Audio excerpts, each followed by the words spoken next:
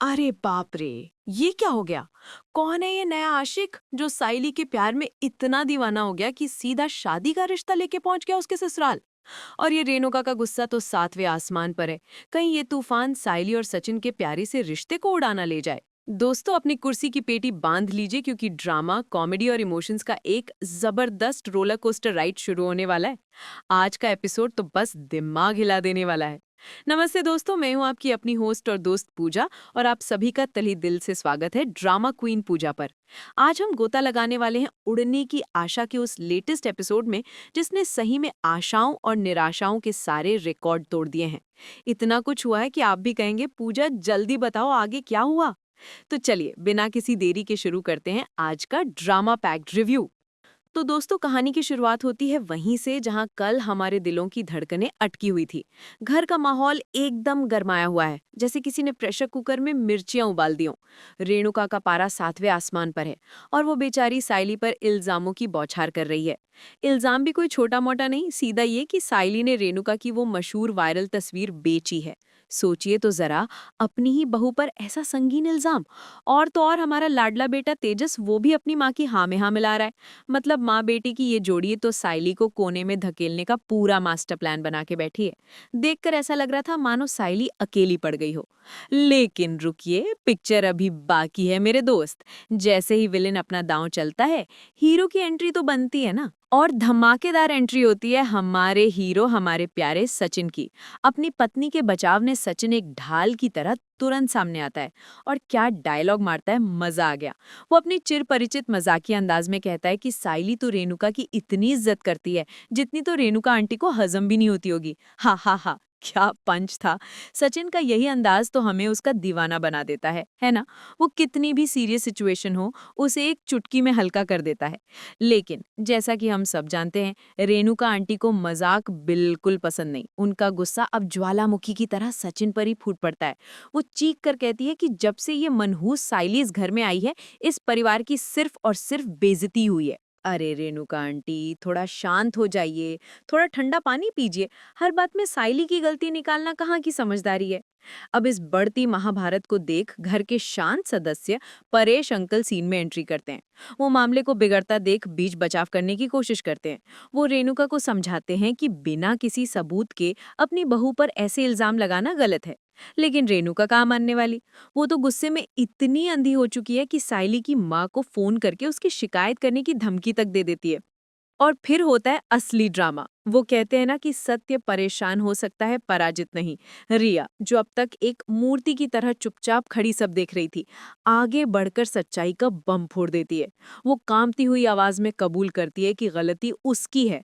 उसने ही कुछ समय पहले रेणुका की वो तस्वीर मजाक मजाक में खींचकर सोशल मीडिया पर अपलोड कर दी थी, जहां से वो आग की तरह वायरल हो गई। अब तो रेणुका का मुंह देखने लायक था। उसके चेहरे पर हैरानी, गुस्सा और शर्मिंदगी के मिले जुले भाव थे। लेकिन क्या उसका गुस्सा शांत हुआ? जी नहीं। वो अपना गुस्सा अब रिया पर भी निकालती है और उसे भी अपनी जान का दुश्मन बताने लगती है। मतलब इस औरत को तो बस लड़ने का बहाना चाहिए। परेश अंकल इस मौके पर रेणुका को आईना दिखाते हुए कहते हैं कि वो कैसे हर बात के लिए बेवजह साइली को ही दोष देती रहती है। अब जाकर रेणुका के पास कोई जवाब नहीं होता और वो चुप हो जाती है। लेकिन हमारा सचिन तो सचिन है। वो इस गंभीर माहौल को भी हल्का बनाने का कोई मौका नहीं छोड़ता। वो मजाक में कहता है कि चलो अच्छा है, अब जब पता चल गया कि फोटो रिया ने खींची है तो इसका कॉपीराइट तो अपने पास ही है।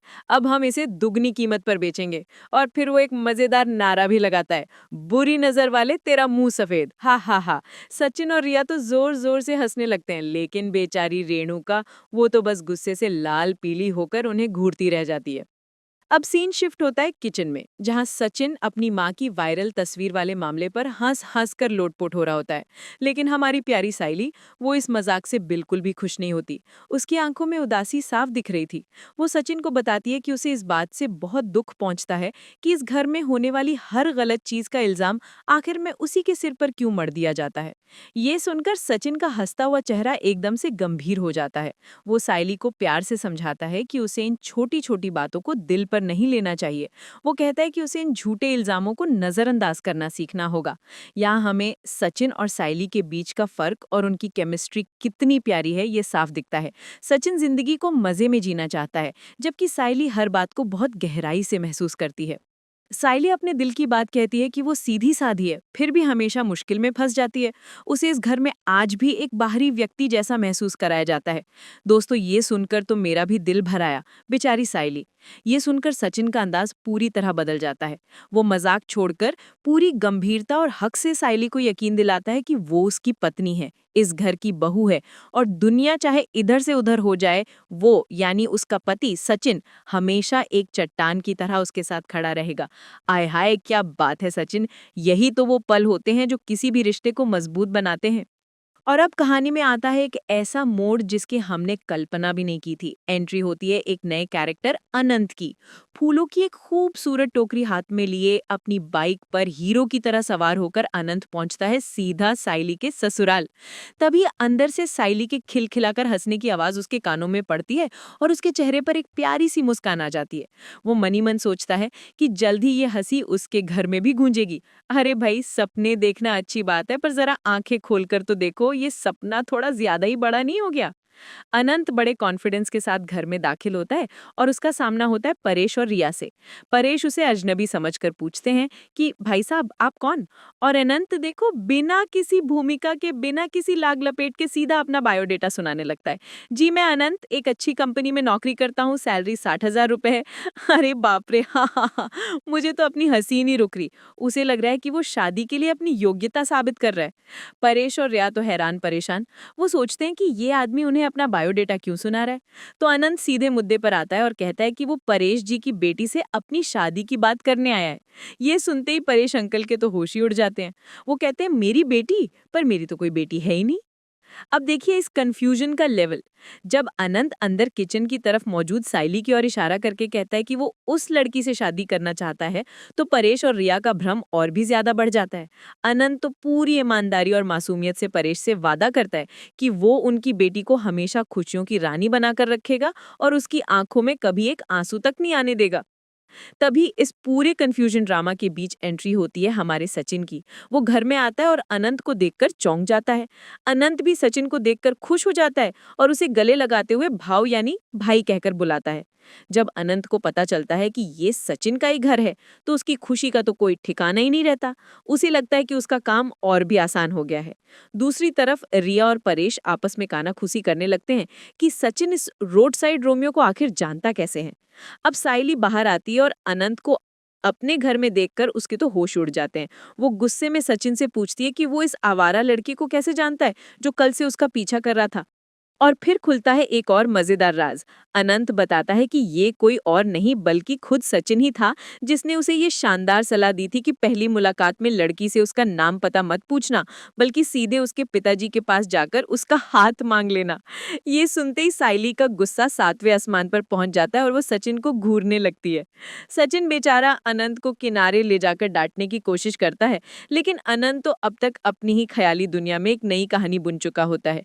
वो मान लेता है कि परेश साइली के पिता हैं और सचिन साइली का भाई है। इस हिसाब से सचिन उसका होने वाला साला हुआ और बस अनंत खुशी से झूम उठता है और सचिन को जोर से गले लगा लेता है। अब सचिन के सब्र का बांध पूरी तरह टूट जाता है।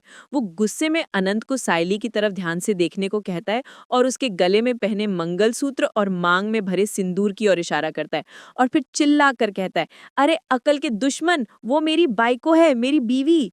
ये सुनते ही अनंत के पैरों तले से जैसे जमीन ही खिसक जाती है, उसका रंग उड़ जाता है और ऐसा लगता है जैसे उससे अपनी जिंदगी की सबसे बड़ी गलती का एहसास होता है। वो बेचारा तुरंत सचिन के पैरों में गिरकर गिड़गिड़ाने लगता है, माफी मांगने लगता है। माहौल इतना अजीब और मजेदार हो जाता है कि क्या बताऊं। स्थिति को और बिगड़ने से बचाने के लिए सचिन धीरे से अनंत को साइली के पैर छूकर माफी मांगने का इशारा करता है। अनंत तुरंत साइली के पैर पकड़ लेता है और कसम खाता है कि वो दोबारा ऐसी हरकत कभी नहीं करेगा। इधर घर के इस हाई वोल्टेज ड्रामे के बाद सीन शिफ्ट होता है तेजस की दुकान पर, और यकीन मानिए वहां भी एक अलग ही लेवल का ड्रामा चल रहा होता है। तेजस का एक स्टाफ मेंबर शुभम रेणुका की उसी वायरल हुई तस्वीर की पूजा कर रहा होता है। उसने बाकायदा फोटो पर फूलों का हार चढ़ाया हुआ है और अगरबत्ती जला रहा है। तेजस जैसे ये देखता है उसके तो होश ही उड़ जाते हैं।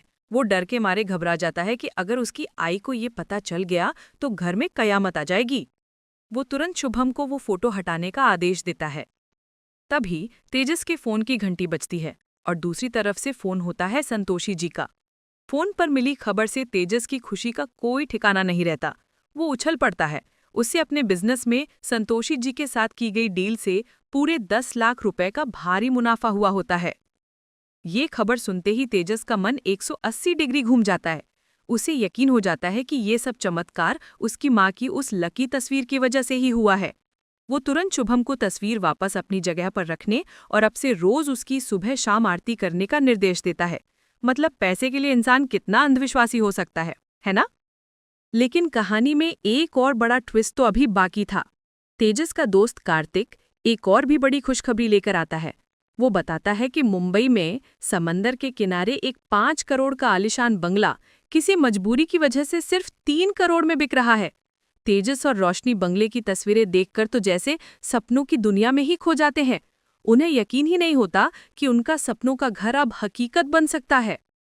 इधर घर में माहौल फिर से गर्मा जाता है। रेणुका तेजस की सफलता से इतनी खुश होती है कि वो उसकी तारीफों के पुल बांधना शुरू कर देती है। वो सबके सामने कहती है कि उसे हमेशा से पता था कि सिर्फ तेजस ही उनके परिवार का नाम रोशन करेगा। और फिर वो बातों बातों में जोश में आकर ऐसा कुछ कह देती है जिससे घर के सभी सदस्य, खासकर परेश और रिया, हैरान रह जाते हैं। वो कहती है कि तेज की इस सफलता से अब आकाश की परेशानी भी खत्म हो जाएगी। ये परेशानी शब्द सुनकर आकाश का दिल टूट जाता है। वो अपनी माँ से सीधे सीधे सवाल करता है कि क्या उसकी और सचिन की मेहनत का कोई मोल नहीं है? क्या उसकी नज़र में सिर्फ तेजस का ही काम मायने रखता है? आकाश के इन सीधे और चुभते हुए सवालों से रेणुका निश्शब्द रह जाती है। उसके पास कोई जवाब नहीं होता। तो दोस्तों, ये था उड़ने की आशा का एक और इमोशन और ड्रामा से भरपूर धमाकेदार एपिसोड। क्या आनंद की कहानी यही खत्म हो गई है या फिर कोई नया बखेड़ा खड़ा करेगा? सबसे बड़ा सवाल, क्या तेजस का ये नया बंगला उनके परिवार में खुशियां लाएगा या फिर भाइयों के बीच एक नई दीवार खड़ी कर देगा? और क्या आकाश और सचिन को कभी अपनी माँ रेणुका का वो प्यार और सम्मान मिल पाएगा जिसके वो हकदार हैं? आपकी क्या विचार हैं दोस्तों? मुझे नीचे कमेंट सेक्शन में लिखकर ज़रूर बताइएगा। मुझे आपके कमेंट्स का बेसब्री से इंतज़ार रहता है। और हाँ, अगर आपको मेरी ये बकबक और ये एपिसोड का रिव्यू पसंद आया हो तो प्लीज़ इस वीडियो को एक बड़ा सा लाइक और अपने दोस्तों और परिवार के साथ शेयर करना तो बिल्कुल मत भूलिएगा। और अगर आप हमारे चैनल ड्रामा क्वीन पूजा पर पहली बार आए हैं तो देर किस बात की, जल्दी से वो लाल वाला सब्सक्राइब का बटन दबा दीजिए और उसके बगल वाली घंटी को भी टन बजा दीजिए ताकि आप मेरे आने वाले कोई भी मज़ेदार अपडेट्स और रिव्यूज़ मिस ना करें। तो दोस्तों, इसी के साथ मैं आपकी अपनी पूजा आपसे लेती हूँ विदा। मिलते हैं बहुत जल्द अगले वीडियो में एक नए एपिसोड के रिव्यू और ढेर सारी गपशप के साथ। तब तक के लिए अपना ख्याल रखिए, खुश रहिए, मुस्कुराते रहिए और देखते रहिए ड्रामा क्वीन पूजा। बाय बाय दोस्तों, लव यू ऑल।